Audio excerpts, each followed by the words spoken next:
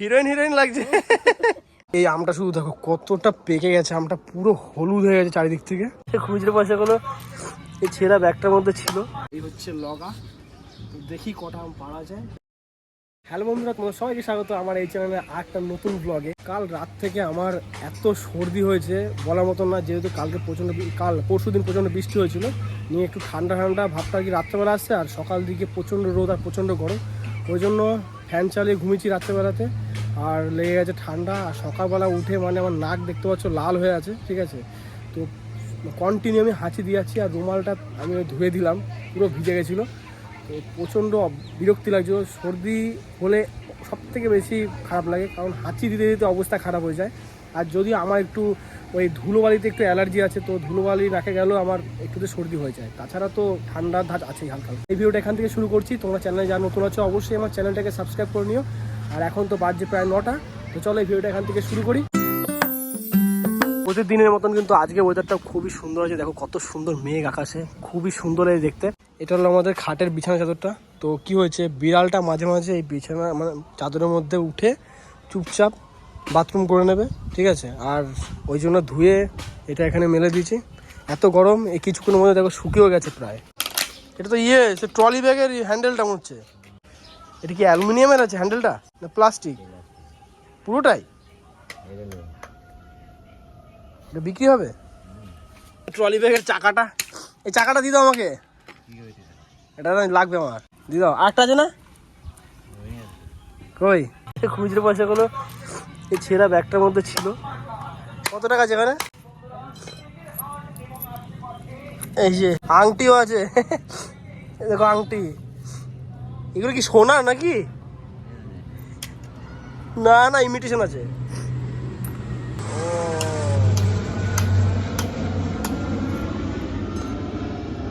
এই যে আরো 1 টাকা। 1 2 3 4 5 6 7 8 9 10। আর এই ছোটো একটা কয়েন নিয়ে 11 টাকা আছে। আর এই পাথরটা মোটামুটি ভালো দাম পেয়ে যাবে, যা পাথর আছে। বাপরে, তো সানগ্লাসও আছে এর মধ্যে। এটা নি নাও তুমি কাকু, নি নাও। সানগ্লাস নিয়ে এসে কাকু তোমার জন্য কিনে। এইটার মধ্যে ছিল, এই যে আমার পয়সাও ছিল 11 টাকা। কেমন দেখা যায়? 11 টাকাটা তো নি নাও। কিরকম লাগে তোকে? আমি চোখে দেবো না ওইসব, আমাকে ভালো লাগে না। দেখি না, তুমি দাও তুমি দাও তুমি দাও। ও হিরোইন হিরোইন লাগছে না খোকা, ভালোই তো দেখা যায়। তাহলে আমি হাতের লেখাও করতে পারবো খোকা। হ্যাঁ হ্যাঁ, ভালোই দেখতে হচ্ছে। এটা ছেলেদের, মেয়েদের না। না ওই রূপটা ওরকম থাকবে নাকি?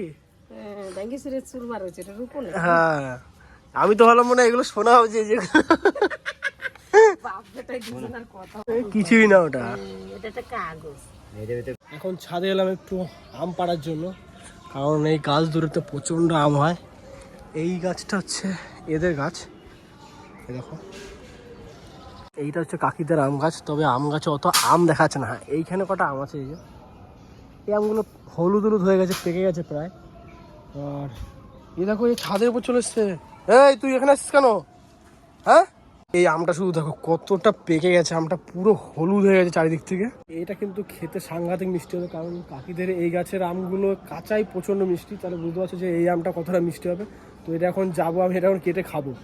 আর তাছাড়া আমি কটা কাঁচা আম পাবো, কারণ আমের শরবত খাবো ভাবছি। গরমকালে তো আমের শরবত খাওয়াটা খুবই উপকার। তো ভাবছি কটা কাঁচা আম পেয়ে নিজে, কারণ ওটা পুড়িয়ে শরবত খাওয়াটা খুবই উপকার। আর আমাদের বিড়ালটা দেখো, আমি এখানে এসেছি বলে ও আমাকে দেখতে এসছে এখানে। যেখানেই যাবো সেখানেই আবার পায়ে পায়ে চলে যাবে। তো চলো 2-4টে আম পেরে নিই এখান থেকে। আর কাঁঠাল গাছটা দেখতে পাচ্ছ কত কাঁঠাল হয়েছে, লম্বা লম্বা লম্বা লম্বা কত কাঁঠাল, অনেক বড় বড় কিন্তু কাঁঠালগুলোর সাইজ দেখতে পাচ্ছ। দেখতে কিন্তু খুবই সুন্দর লাগছে কাঁঠালগুলো। তবে কাঁঠালগুলো একটাও পাকেনি এখনো, সব কাঁচা। আর এগুলো এমন সাইজ হয়ে আছে যেগুলো এঁচোড়ও খাওয়া যাবে না। তো এগুলো এখনো পাকতে এখন অনেক টাইম লাগবে। এই পাশটাতে প্রচণ্ড জল জমে, কারণ এখন তো ধরো বর্ষাকাল আসতে চলেছে। এখন মাঝে মাঝে বৃষ্টি হচ্ছে, সকাল দিক করে রোদ থাকছে, দেখো সকাল দিকে প্রচণ্ড রোদ দেখতে পাচ্ছ তো। আর বিকেল হলে কন্টিনিউ বৃষ্টি, পুরো রাত্রিবেলা কারেন্ট থাকছে না তার মধ্যে। আর এইখানে যেন প্রচণ্ড জল জমে, মানে আম গাছে মানে 2 ফুট মনে হয় আম গাছ জলের তলায় থাকে। তো জায়গাটা দেখে বুঝতে পারছো প্রচণ্ড নিচু জায়গাটা। তো চলো এবার 2-3টা আম পেয়ে নিই, কারণ আম পোড়া খাবো, ঠিক আছে। আর আমার কাছে যেহেতু কোনো ক্যামেরাম্যান নেই, তো ফোনটাকে এখানে স্ট্যান্ড করে দিয়েছি। আর এই হচ্ছে লগা। তো দেখি কটা আম পাড়া যায়, বেশি নেবো না, 2 থেকে 3টে আম নেবো।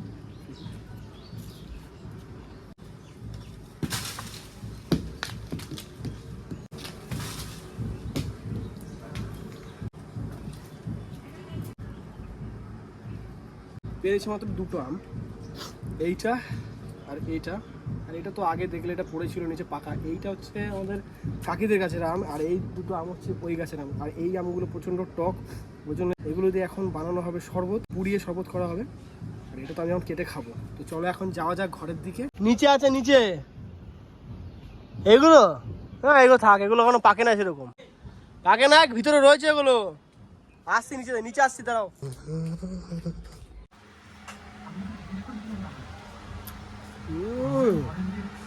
যা ভেবেছিলাম তার থেকেও বেশি মিষ্টি, মানে বলার মতো নয়।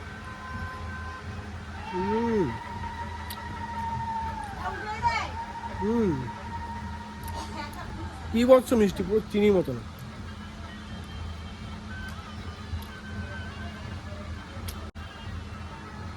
হাটে বাজারে যেমন আম কিনতে পাওয়া যায়, ওই ল্যাংড়া আম, ফজলি আম, হুবাহু ওই রকম মিষ্টি লাগছে পুরো খেতে, আর একটু আমটা মধ্যে শ্বাস না। এইভাবে আমটা পুড়ে নিচ্ছি গ্যাসের মধ্যে, এই কতক্ষণ হয়, এটা হয়ে গেলে। আর এটা পোড়াচ্ছি না, এটা অন্য একদিন খাওয়া যাবে, কারণ ওটাতে অনেকটা হয়ে যাবে।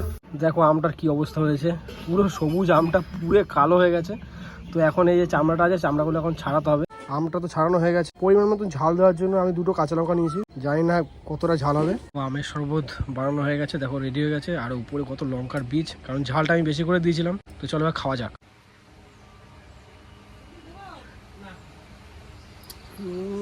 হেভি লাগছে খেতে,